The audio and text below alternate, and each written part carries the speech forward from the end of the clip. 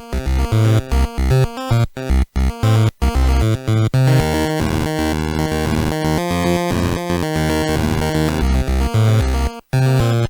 episode 59 I showed the world's first commercially sold home light gun video game.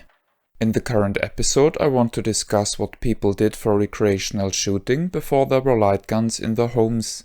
I'm stressing the word home so much, as there were light gun arcade games since the mid-30s. Much like Sega's Duck Hunt or the Soviet light gun games we discussed before, these games were electro-mechanical. Famous examples of early light gun games belong to the Ray-O-lite product range, which was distributed by Seeburg. References to Ray-O-lite machines from as far back as 1935 can be found. An invaluable resource of information on these games is the Sands Mechanical Museum. A link to their website and their YouTube channel is in the video description. The mechanical targets were technical masterpieces which carried little light sensors. Upon hitting a target, the game reacted and propelled a score counter. The high complexity and the cost of these machines hindered an adaptation for private usage. Therefore, the desire to do some recreational shooting at home had to be quenched differently. Airguns are thought to be around since the very early 16th century. The ones which are still used today by hobbyists fire a 4.5mm projectile. These are either pellets, also called diabolo, or balls. Common airguns are not very powerful anymore and propel the projectile usually with less than 7.5 Joule for legislative reasons. In single-shot air pistols, the user feeds the round into a cavity and pressurizes a container in the gun. Often, this is conducted by cranking a lever. These guns can be fired without issues indoor using target stands with backstop. Since 1845, there are guns for recreational shooting that use rimfire metallic cartridges called 6mm Flaubert.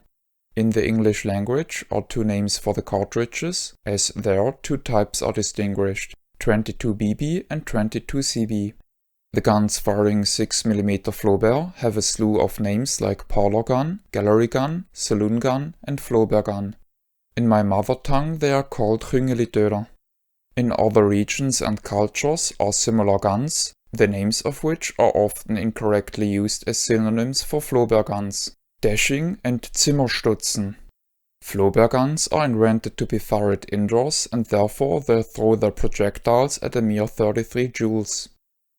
As you can imagine, even though air and Flaubert pistols aren't tremendously lethal, not everybody would feel confident to hand them over to children without supervision. The star of the current episode is a 1967 sheet metal toy gun manufactured in West Germany. This is a very generous donation of Glitterjugend, who is a long-time supporter of the show. Sheet metal toys have a long tradition in Germany, where especially Nuremberg was a hotspot of production. This toy, which is called Sport Trainer, was also manufactured there by a company called Gebrüder Einfalt Blechspielwarenfabrik under their Technofix brand. A pistol is connected via a sheet metal bar to a lever which sports a needle on its end. The bar rotates freely around an axis. Inside the gun is a mechanism which is able to span a metal rod hammer under spring tension in order to release it suddenly upon trigger pull. The hammer then hits the needle lever, which briefly protrudes further to the front than usual because of the picked up inertia. A thin sheet of paper is fixated in front of the lever and is punctuated by its needle every time the lever is hit. As the lever is made of sheet metal itself, it can be easily bent in such a way that the location where the hole is made lines up with the sides of the gun. Personally, I did not adjust the lever in my toy as I feared that could break it and rather tried to compensate the offset when aiming. On the faceplate of the toy is a mechanical timer. The player would dial in a certain duration during which a defined number of fake shots are fired. The rattle of the timer is delightful and to me is characteristic for sheet metal toys, as many of them featured a windable mechanism. The timer can be stopped by a pause switch. When the time runs out, the timer makes a loud noise as the last few teeth in the gear are deliberately missing, which causes the mechanism to skip and release the remaining tension against a stopper. The metal sheets were printed lithographically and look gorgeous. The gun itself is made of plastic. Sadly, mine was broken. I fixed it with stone putty and cable ties. Originally, the unit came with a transparent plastic screen which was put in front of the target. I lacked the 3 targets that were shipped with the unit upon release. Using photos from auction sites as a reference, I was able to recreate the targets myself, as 2 of the used images are printed to the sides of the toy. I took photos of the motifs from a 90-degree angle, cut out the images and placed them on my own template, and adjusted the color and software until the printouts met my expectations. Print-ready files are available on my website and are linked in the video description. The Sport Trainer was sold internationally with great success. Other gun toys using the same type of pistol were produced, such as Bang Bang Bill, which was a bottle shooting game. The successor of the Sport Trainer used far more plastic parts and a revolver rather than an automatic-looking pistol. In my opinion, the Technofix Sport Trainer was a fun toy for children who would have loved to do some shooting, but were too young to do so without supervision.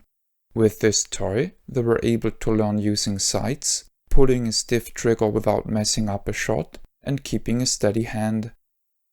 The concept of having a toy gun piercing a target with a needle is actually quite a bit older than the Technofix Sport Trainer, and was for example realized in the 1930s Coinomatic radio rifle arcade game.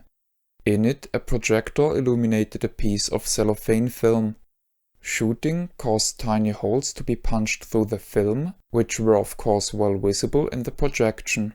After each game, the punctuated frame was cut out and dispensed for the player as a souvenir. Radio rifle machines were around for quite some time and stayed relevant during the Second World War. The footage you saw here originates from Bill Heatherly, who does a tremendous job restoring old arcade games.